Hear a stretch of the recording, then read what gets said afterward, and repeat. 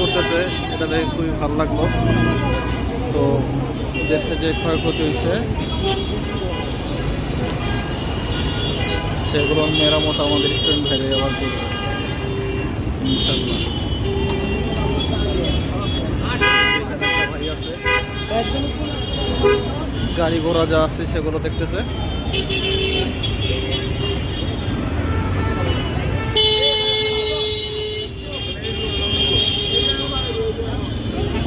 পরিষ্কার পরিচ্ছন্নতার ব্যাপারটা দেখতেছে তারা।